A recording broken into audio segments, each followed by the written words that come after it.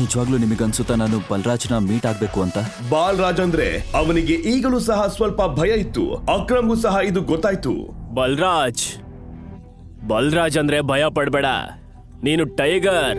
ಕಾಡಲ್ಲಿ ಟೈಗರ್ ಅಂದ್ರೆ ಎಲ್ಲರಿಗೂ ಭಯ ಇರಬೇಕು. ಟೈಗರ್ಗೆ ಬೇರೆಯವ್ರ ಭಯ ಇರಬಾರ್ದು. ಸರಿ, ಸಂಜೆ ಸಿಗೋಣ.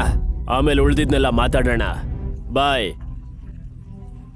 ಅಕ್ರಮ್ನ ಬಾಯಿಂದ ಈ ಮಾತುಗಳನ್ನ ಕೇಳಿ ಸಾಮ್ರಾಟ್ಗೆ ಧೈರ್ಯ ಬಂತು.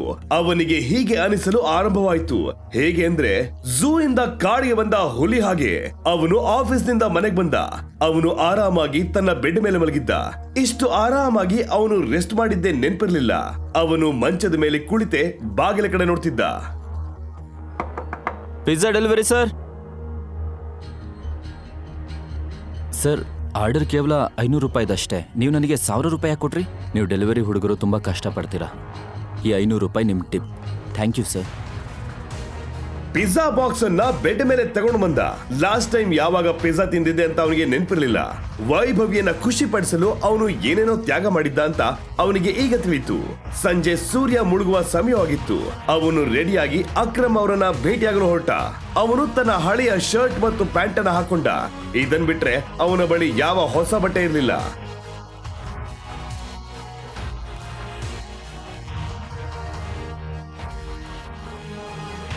ಅವನು ಹೋಟೆಲ್ ಬಳಿ ಬಂದು ಅದನ್ನ ನೋಡಿದಾಗ ತುಂಬಾ ಆಶ್ಚರ್ಯಪಟ್ಟ. ಅವನು ಇಷ್ಟು ದೊಡ್ಡ ಹೋಟೆಲ್ ಅನ್ನ ಇದುವರೆಗೂ ನೋಡಿರಲಿಲ್ಲ. ನಿಂತ್ಕೋ. ಒಳಗೆ ಎಲ್ಲಿ ಹೋಗ್ತಾ ಇದೀಯಾ? ಒಳಗಡೆನೆ ಹೋಗ್ತಾ ಇದ್ದೀನಿ. ಏನಾದ್ರೂ ಪ್ರಾಬ್ಲಮ್? ಒಳಗ್ ಹೋಗ್ಬೇಕಾ ನಿನಗೆ? ಏನನ್ಸುತ್ತೆ ನಿನಗೆ? ನಾನ್ ನಿನ್ನ ಒಳಗ್ ಬಿಡ್ತೀನಿ ಅಂತನಾ? ನಾನ್ಯಾಕೆ ಒಳಗೆ ಹೋಗ್ಬಾರ್ದು? ಸಾಮ್ರಾಟ್ಗೆ ಗೊತ್ತಾಯ್ತು ಚೀಫ್ ಸೆಕ್ಯೂರಿಟಿ ಆಫೀಸರ್ ಅವನ ಬಟ್ಟೆ ನೋಡಿ ಅವನನ್ನ ಅಳಿತಿದ್ದಾರಂತ. ನೋಡು, ನಿನ್ನಂತವ್ರನ್ನ ನಾನು ತುಂಬಾ ಜನ ನೋಡಿದ್ದೀನಿ. ಸುಮ್ನೆ ತಮಾಷೆ ಮಾಡ್ಬೇಡ, ಇಲ್ಲಿಂದ ಹೋಗೋ. ನಿನಗೆ ನನ್ನ ಬಗ್ಗೆ ಏನು ಗೊತ್ತು? ನಾನೇ ನಿನ್ನ ಸಂಬಂಧಿಕನ. ಒಳಗೆ ಹೋಗಕ್ ಬಂದಿದ್ದೀನಿ ಅಂದಮೇಲೆ ವಾಪಸ್ ಯಾಕೆ ಹೋಗ್ಲಿ? ಈ ಹೋಟೆಲ್ ನಿನ್ನ ಅಪ್ಪಂದ? ಹೇಳೋ. ಇದನ್ನ ಕೇಳಿ ಸಾಮ್ರಾಟ್ಗೆ ತುಂಬಾ ಕೋಪ ಬಂತು. ಆದ್ರೆ ಅವನು ಏನು ಮಾಡದೆ ಶಾಂತವಾಗಿದ್ದ. ಯಾಕಂದ್ರೆ ಜನರ ಮಧ್ಯದಲ್ಲಿ ಅವನಿಗೆ ಸೀನ್ ಕ್ರಿಯೇಟ್ ಮಾಡಲು ಇಷ್ಟ ಇರಲಿಲ್ಲ.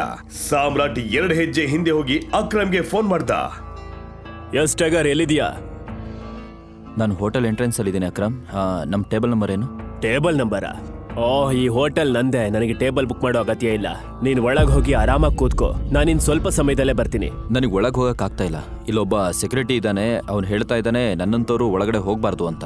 ಯಾರವನು ಇಡಿಯಟ್? ಒಂದ್ ಕೆಲ್ಸ ಮಾಡೋ, ನಾನಿನ್ನು 10 ನಿಮಿಷದಲ್ಲಿ ಅಲ್ಲಿ ಬರ್ತೀನಿ. ನೀನ್ ಅಲ್ಲೇ ಕಾಯ್ತಾ ಇರೋ. ಮತ್ತೆ ಆ ಆಫೀಸರ್ ಬದಲು ನಾನು ಕ್ಷಮೆ ಕೇಳ್ತಾ ಇದ್ದೀನಿ. ಸಾರಿ. Okay, no problem. ಏನು ದೊಡ್ಡ ಹೀರೋ ತರ ಆಡ್ತಾ ಇದ್ದೆ? ನಾನು ಹೇಳ್ದೆ ಅಲ್ವಾ ನಿನ್ನ ಒಳಗ್ ಬಿಡಲ್ಲ ಅಂತ. ನೀನ್ PM-ಗಾದ್ರೂ ಕಾಲ್ ಮಾಡು, ಅವಾಗ್ಲೂ ನಾನ್ ಬಿಡಲ್ಲ. ಹೋಗಿಲ್ಲಿಂದ. ಓಹ್, ಅಲ್ಲೋಡು ನಿನ್ ವೇಸ್ಟ್ ಬಾಡಿ ಎಕ್ಸ್. ಬಾ, ಸ್ವಲ್ಪ ಮಜಾ ತಗೊಳ್ಳೋಣ.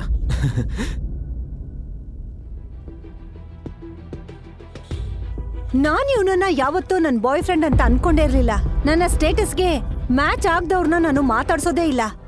ಇನ್ನು ಬಾಯ್ ಫ್ರೆಂಡಾ? ನೀನ್ ನನ್ನಂತವ್ರ ಜೊತೆ ಇರೋದಿಲ್ಲ.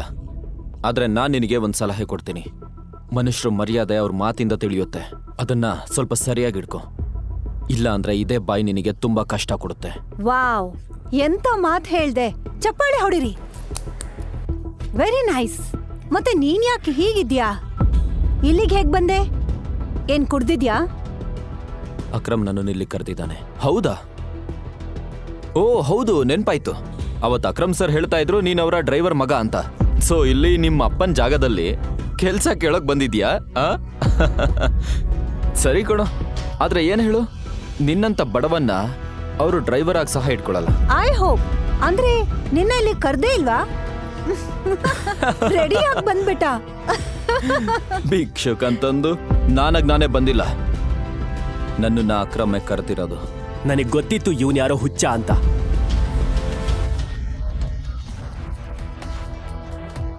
ಅದೇ ಸಮಯದಲ್ಲಿ ಗೇಟ್ನ ಬಳಿ ಒಂದು ದೊಡ್ಡ ಕಾರ್ ಬಂದು ನಿಂತಿತ್ತು. ಎಲ್ಲರೂ ಆಕಾಶವನ್ನೇ ನೋಡ್ತಿದ್ರು.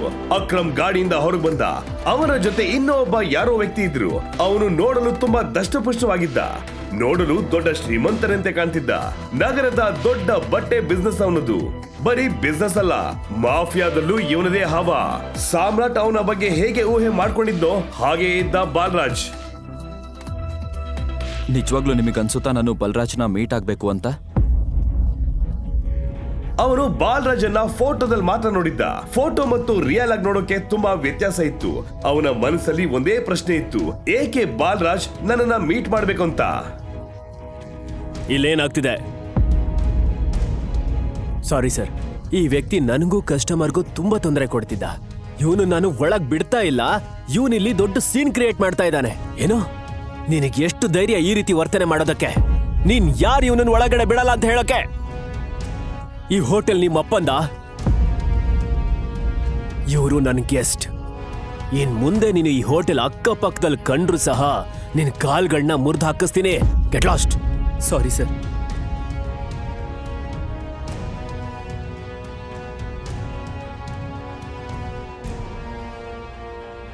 ಸಾರಿ ಟೈಗರ್, ಈ ಮೂರ್ಖನ್ ಕಾರಣ. ಇರ್ಲಿ, ಪರವಾಗಿಲ್ಲ. ಈಗಿನ ಕಾಲದಲ್ಲಿ ಕಾಮನ್ ಮ್ಯಾನಿಗೆ ಶತ್ರು ಆಗಿದ್ದಾನೆ. ಬಾ ಒಳಗ್ ಹೋಗೋಣ.